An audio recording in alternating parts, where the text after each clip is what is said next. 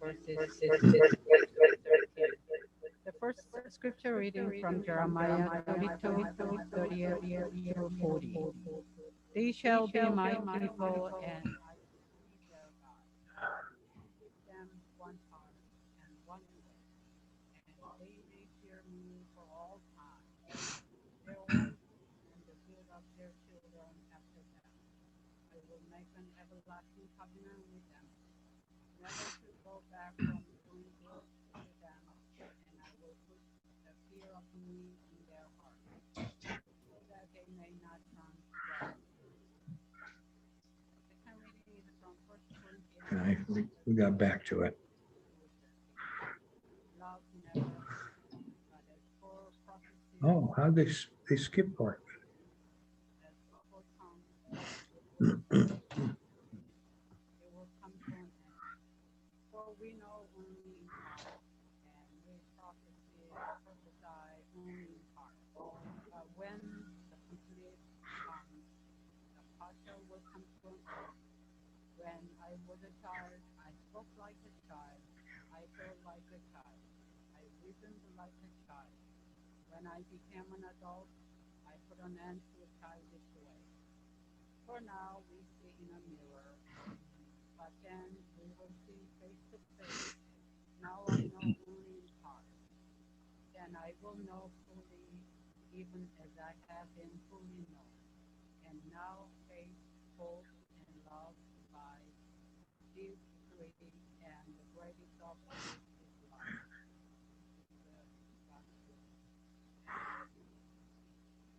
Pastor Don is going to preach. Okay, can you hear me? The children. Can you hear me? Okay, now, could we go back to the second slide of the Old Testament lesson?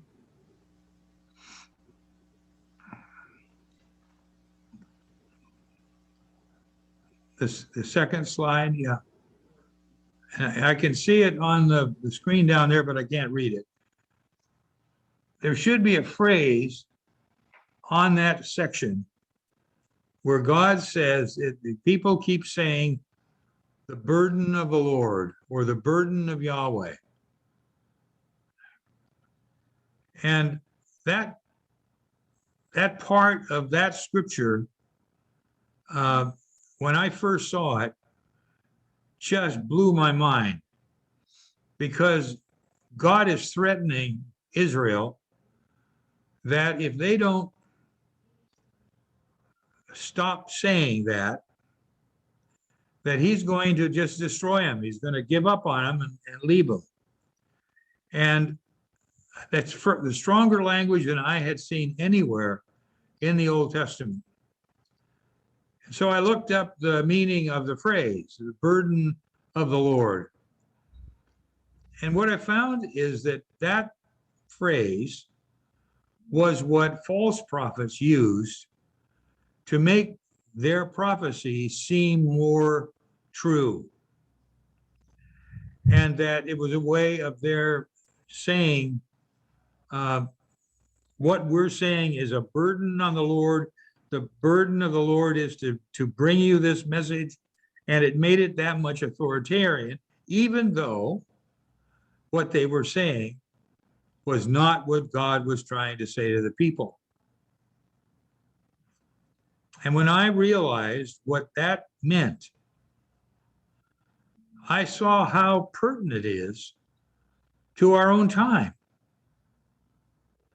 That we are facing a time when many people are believing a lie, are sort of taking guidance from other people, leaders of the government, that are telling them falsehoods, that are pretending to speak for God and are not. And when we think about this period in which Jeremiah is the prophet, and others like him, Isaiah, Jeremiah, and Ezekiel, these were the prophets who said the hard thing to the people of Jerusalem. These were the ones whose words were kept because they turned out to be true, and nobody wanted them to be true. It's just that they told what they knew God was saying to the people.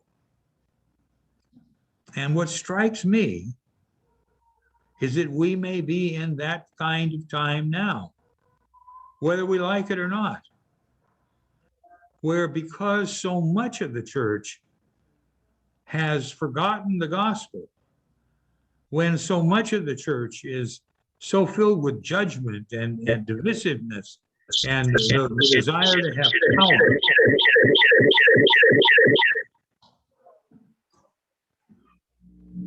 that maybe what we are facing is a time when God really is thinking about forcing us as a nation to see the error of our way, to bring the church to its knees in order to bring it back to faithfulness.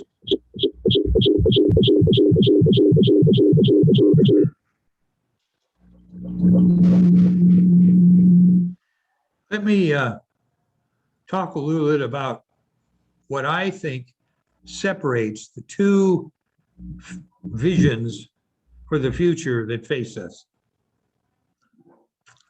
One is based on the truth, and the other is based on a lie.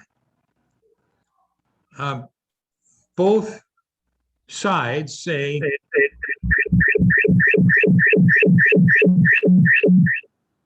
they won. And the other side lost. One is telling the truth, and one is telling a lie. For one of those choices, truth will remain important. But for the other, as we have already seen, reports will become propaganda. You'll remember the medical reports that used to come from the CDC, and then the government at White House took over that function and began to report what they wanted. Under one future, guns will begin to disappear from the streets. From the other, guns will begin to increase.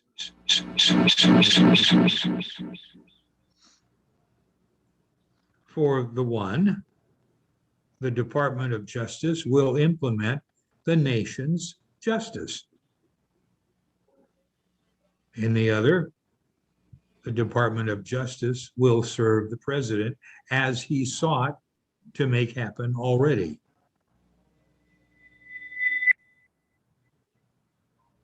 In one, criminals will serve their terms. And in the others, some criminals will be pardoned.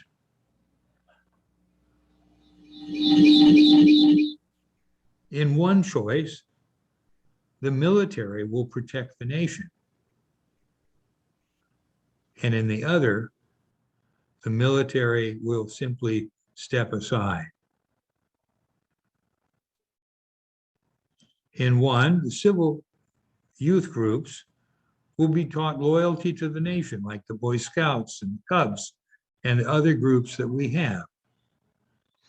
But in the other, civil youth groups will be trained to be loyal to the president. And we've known that the purpose of one will be unity and common purpose. It's been expressed. The other, the purpose will be revenge. We've already been told that.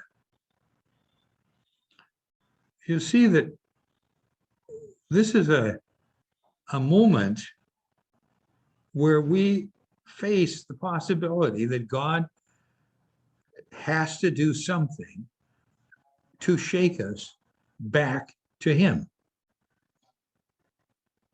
And I know that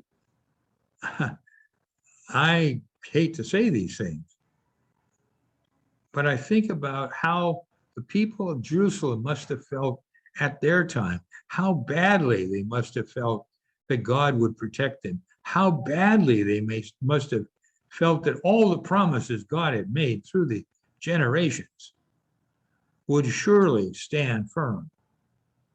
And that what the few prophets were saying, that they had been unfaithful, that they had given up their purpose, their covenant with God, that they had chosen the wrong way and they were just cheating each other and so on. Are we there? And so I don't know. But I have come to the conclusion that we have to think about it. And we have to really seek to discern what God is doing. And I think you can understand now, having heard what I've said, why I said the purpose of this sermon was for the children. Because if what God is doing is what he did with Jerusalem in those days for the Babylonians, that it's too late for most of us to expect God's blessings, that it will be for our children and our children's children and our children's children's children to see that change when it comes.